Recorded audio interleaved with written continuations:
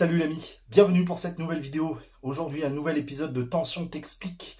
Et aujourd'hui on parle pédalier.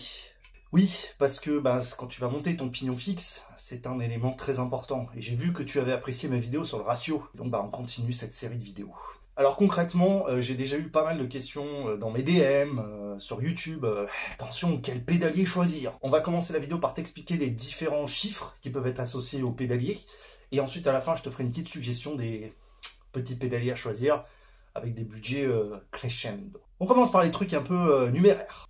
Tout d'abord, rappelons que de base, un fixie c'est un vélo de piste. C'est des manivelles de piste que tu vas trouver, c'est-à-dire monoplateau. Voilà, bon, ça, les bases sont posées. Quand tu vas choisir ton pédalier, il y a principalement deux valeurs à prendre en compte, qui sont le BCD et la longueur de manivelle. BCD, c'est tout simplement l'anthrax en fait entre tes boulons, tu vois ici là. La piste, c'est 144. Voilà, c'est simple, c'est du 144. Tu trouveras toute une palanquée de pédaliers piste en 144. Petit inconvénient de ce type de pédalier, c'est que la couronne, tu ne pourras pas descendre en dessous de 42 dents. Même des 42 dents en 144 de BCD, c'est pas incroyable. Donc en traclocross par exemple, bon, ça peut être compliqué. Mais c'est une chose à savoir. Autre type de BCD que tu as assez régulièrement sur les fixies cette fois-ci, c'est du 130. C'est assez répandu sur les pédaliers entrée de gamme. Ça fait très bien le boulot. L'avantage, c'est que tu as un plus grand choix quand même de couronne, mais beaucoup de couronnes en 3/32e. Je ne sais pas ce que c'est que le 3/32e. En dessous là, tu verras, c'est indiqué. La deuxième valeur, c'est la longueur de manivelle. Et la longueur de manivelle, là, c'est plus discuté et plus... Je ne vais pas rentrer dans tout ce qui est physionomie, tu vois, mais globalement, moi, ce que je te conseille, que ce soit pour la route, le traclo, etc., sur un fixie, c'est le 165 mm, quelle que soit ta taille, tout simplement pour un truc qui s'appelle le toe overlap, c'est-à-dire, comme tu le vois là, le fait que ton pied fasse bisou avec ta roue avant. Et le 165 mm évite un petit peu ça. Tu peux prendre du 170, du 175 si tu veux. Sur le Senelli, j'ai du 170 par exemple, mais attention, ça peut poser problème. En plus du toe overlap d'ailleurs, la garde au sol, parce que quand tu vas prendre des virages, ta manivelle peut frotter. Ça serait dommage. Voilà. Une fois ces deux considérations faites, tu te doutes que je te conseille tout de suite un 165 mm en 144 de BCD. C'est à peu près la base de ce qu'on va prendre. Maintenant, l'autre chose à considérer, c'est l'axe du pédalier. C'est-à-dire ce qui va dans ton boîtier de pédalier. La majorité, tous, les fixie pignon fixe que j'ai croisés ont des boîtiers de pédalier filetés. Je ne vais pas rentrer dans tous les standards. Si tu as un cadre moderne, ça va être du BSA avec une boîte en 68 mm de large. Donc c'est tout à fait standard. Si tu as un ancien vélo, tu te rappelles peut-être de Shelly, c'est pour le lien de la vidéo de Shelly. Shelly, lui, il avait un pas français, c'est-à-dire différent. Ça peut être rapidement la merde. Mais on va partir du principe que tu as un cadre moderne. Donc le boîtier, le standard de vissage, c'est 68 mm de large et BSA, donc le British Standard Association. Une fois que tu as ça, maintenant, l'axe. Alors l'axe de pédalier ou le boîtier de pédalier qui va avec ton pédalier, en fait dépend de ton pédalier. Et là, il n'y en a pas 50 000 en vrai. Il n'y en a vraiment pas 50 000. Pour les pignons fixes, tu vas trouver de l'axe carré, comme par exemple mon Sugino 75 classique. Tu vas trouver du Shimano Holotech 2. Mon Sugino 75 en a un, c'est un axe en 24 mm.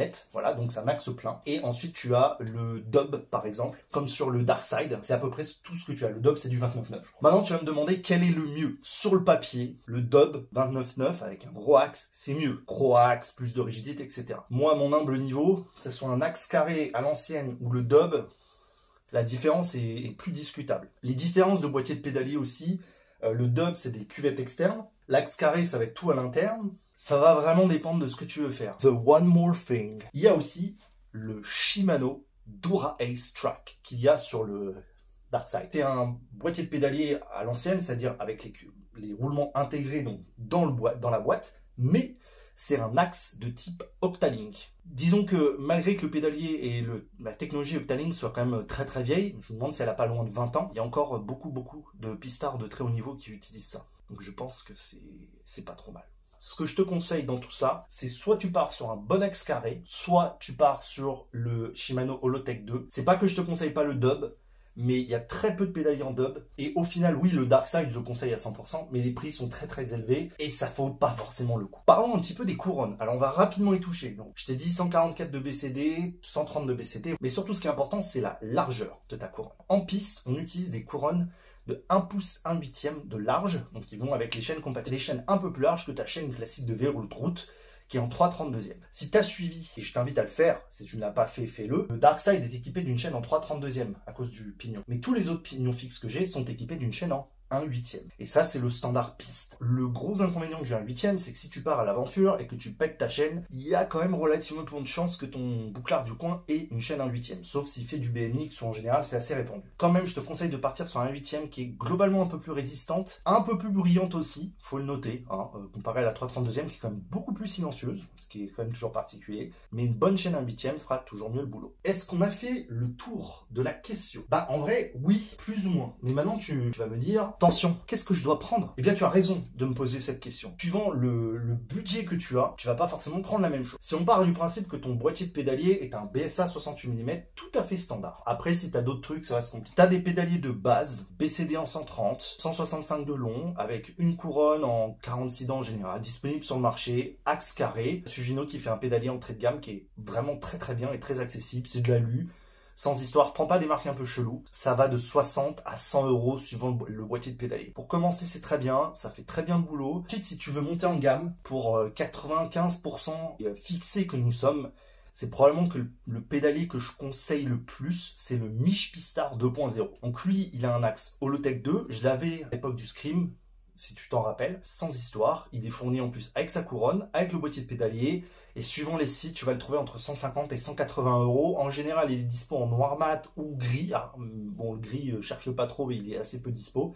Voilà, le Mich Pistard, c'est vraiment celui que je conseille à tout le monde. C'est vraiment le gold standard, comme on dit. Si tu veux faire un petit peu exotique, t'as plein d'autres pédaliers. On va dire les entre guillemets exotiques, mais très abordables. Tu as le SRAM S300 ou 500, je sais plus.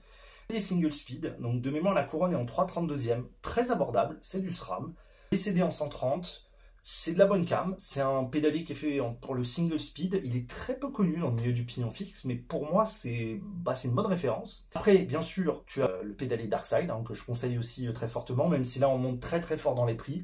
Mais par contre le boîtier de pédalier, c'est un régal, c'est fin. Autre exotisme, bien sûr, les Sugino. Donc soit le 75 classique que j'ai sur mon Traclo, qui fait parfaitement le boulot, c'est hors de prix, mais par contre, la qualité du boîtier de pédalier, la qualité de l'aluminium. Donc là, on est sur un BCD en 144, moi c'est du 165. Après, tu as le DD, donc le Sugino 75 DD avec boîtier de pédalier type Holotech. Donc là, c'est un peu plus rigide, c'est moins iconique, mais ça fait bien le boulot quand même. Et enfin, le Shimano Dura-Ace. Voilà. Donc là, par contre, d'une, bon courage pour en trouver un. De deux, si tu en trouves, les prix sont to the roof. Moi, c'est un 170 mm. Le boîtier de pédalier aussi coûte très cher. Après, autre petite chose à considérer, c'est que tu peux détourner des pédaliers de route en monoplateau. Ça fonctionne, mais il faut considérer ta ligne de chaîne. J'ai pas touché à la ligne de chaîne encore dans cette vidéo parce que je pense que c'est un long sujet à aborder. Mais peut-être qu'un jour, je toucherai à la ligne de chaîne. J'ai fait le tour. Si tu as des questions,